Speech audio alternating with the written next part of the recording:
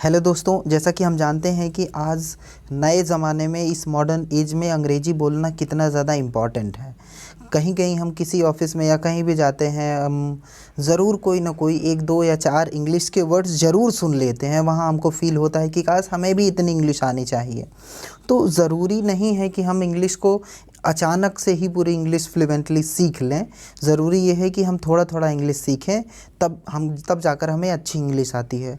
पहले छोटे छोटे सेंटेंसेस की इंग्लिश सीखते हैं, जैसे कि अब हम यहाँ पर सीखेंगे गेट आउट। जब हम किसी को बोलना चाहते हो कि निकल जाओ या बाहर हो जाओ, तो जब निकल जाओ किसी के लिए कहना है तो उसके लिए हम कह सकते हैं गेट आउट। बहुत सिंपल सा है, हम लोग बोलते भी हैं। जो इंग्लिश के बैकग्राउंड से कम लोग भी हैं वो भी गेट आउट वर्ड बोलते हैं, क्योंकि ये बहुत फेमस वर्ड है और बहुत ज़्यादा यूज़ भी होता है, इसलिए गेट आउट हो जाएगा। गेट आउट के बाद आप देख सकते हैं कि दूसरा है तैयार हो जाओ। अगर किसी को बोलना है तैयार हो जाओ तो इंग्लिश में क्या बोलेंगे? गेट रेडी या बी रेडी, यानी कि बी रेडी, गेट रेडी। कहीं भी जाना हो तो गेट रेडी या बी रेडी आप बोल सकते हैं। या फिर आगे तुरंत जाओ, अगर किसी को कहना है तो तुरंत जाओ के लिए कह सकते हैं go at once. Go at once यानी कि तुरंत चले जाओ, तुरंत जाओ के लिए गो एट वंस बोल सकते हैं। तो स्टूडेंट्स, एक चीज़ गेट आउट बोलना है निकल जाने के लिए, तैयार हो जाने के लिए बी रेडी बोलना है या गेट रेडी बोलना है। अच्छा, तुरंत जाओ के लिए क्या बोलना है? Go at once. इसके बाद दूर जाओ के लिए क्या बोलना है? Go away. दूर जाओ के लिए गो अवे। सीधे जाओ, कभी कभी हम किसी को रास्ता बताते हैं और उसमें बोलना होता है कि आपको सीधे जाना है, तो उनको बोल सकते हैं कि go straight and then take left from the T point. तो इस तरीके से हम किसी को जब रास्ता बताते हैं तो वहाँ पर बोलना पड़ता है कहीं कहीं कि गो स्ट्रेट, मतलब सीधा जाओ।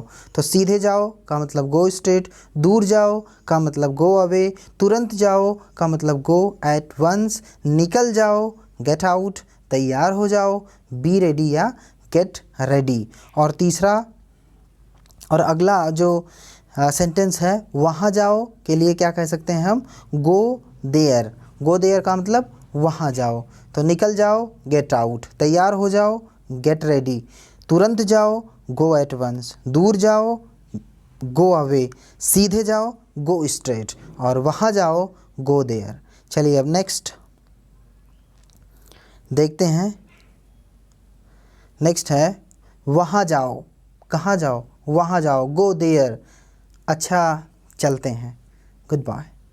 जैसे हम कभी कहीं किसी रिश्तेदारी में जाते हैं और फिर वहाँ से वापस आते हैं तो बोलते हैं अपने जो घर का मालिक या फिर जहाँ हम जाते हैं वहाँ ये बोला जाता है कि रिश्तेदार बोलता है कि बैठे बैठे थोड़ी देर सोचता रहता है, फिर बोलता है अच्छा चलते हैं। उसके लिए अब आप अपनी दादी नानी मौसी फूआ से बोलेंगे, जब बोलना हो अच्छा चलते हैं तो आप बोलेंगे गुड बाय। बहुत है, जैसे कि हम कोई चीज़ ले रहे हैं और वो हमारे लिए ठीक है या बहुत ज़्यादा लग रहा है तो हम कह सकते हैं कि it's too much. It's too much का मतलब बहुत ज़्यादा है, मतलब 4 रोटी आपने ले लिया तो इट्स टू मच, बहुत ज़्यादा है। तो बहुत है के लिए आप बोल सकते हैं इट्स टू मच। मैं अभी आ रहा हूँ, जस्ट कमिंग। कोई कह रहा है कहाँ हो यार, कितना टाइम लगेगा, बोल सकते हैं आप जस्ट कमिंग, वेट। तो यहाँ पर हम जस्ट कमिंग बोल सकते हैं। चुप रहो बोलना है कीप मम बोल सकते हैं या कीप मम, या चुप रहो के लिए दूसरा सेंटेंस यूज़ करना है तो कीप क्वाइट बोल सकते हैं। कीप मम या कीप क्वाइट कोई भी वर्ड यूज़ कर सकते हैं। अब अगर आपको बोलना है आगे कभी नहीं, कभी नहीं, कभी नहीं, कभी नहीं बोलना है तो आप यूज़ कर सकते हैं नेवर। नेवर। और हमेशा बोलना है तो आप बोलेंगे एवर या फॉर एवर बोलेंगे। जैसे कि यहाँ कोई बात नहीं के लिए बोलेंगे नो प्रॉब्लम, नहीं कभी नहीं, नहीं कभी नहीं के लिए no not at all, no not at all बोलेंगे। थोड़ा सा भी नहीं के लिए नॉट अ बिट, और ज़रा सा भी नहीं के लिए नॉट द लीस्ट, और कुछ नहीं, और कुछ नहीं नथिंग एल्स, और कुछ नहीं के लिए नथिंग एल्स बोलेंगे।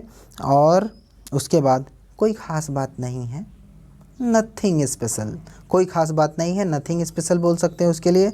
अच्छा को कह सकते हैं ओके, अच्छा के लिए बोल सकते हैं okay. Okay, so thank you, students.